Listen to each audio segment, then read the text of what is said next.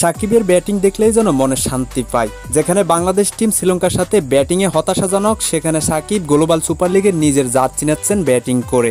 সাকিবের ব্যাটিং দেখে বোঝা গেল সে আগের সেই সাকিব নেই, সে আবার নতুন করে ফিরে এসেছে নতুন রূপে। গ্লোবাল সুপার লিগে সাকিবে একই ব্যাটিংয়ে কাঁপিয়ে দিয়েছেন পুরো মাঠ। যেখানে দুবাই ক্যাপিটালসের ব্যাটার অন্যান্যরা হতাশায়, সেখানে সাকিবে জ্বলে উঠলেন আর জ্বলে উঠে মাঠে 4-6-এর বন্যা বসায় দিলেন। যেখানে সাকিব মাত্র 33 বলে 50 তুলে নেন। শেষ পর্যন্ত দলের ভরসার কাণ্ডারি হয়ে সাকিব মাত্র 37 বলে 58 রান করেন। সাকিবের ব্যাটিং দেখে বোঝা যাচ্ছে সাকিব সেই হতাশা থেকে উঠে এসেছেন নতুন রূপে। একেবারে চমৎকারভাবে ব্যাটিং করেছেন আজকে। যেখানে সাকিব 58 রানের মধ্যে বাউন্ডারি হাঁকিয়েছেন টোটাল 8টি, 4 ছিল 7টি এবং 6 ছিল 1টি। তবে সাকিবের ব্যাটিং ছিল দেখার মতো।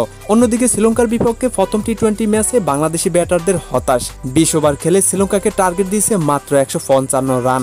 আর এদিকে গ্লোবাল সুপার লিগে সাকিব নিজের ব্যাটিংয়ে রাজত্ব করে নিয়েছেন। যেখানে দলের ব্যাটার সবাই হতাশ, সেখানে সাকিব একে জ্বলে উঠে দলকে এনে দিয়েছেন ভালো একটা স্কোয়াড।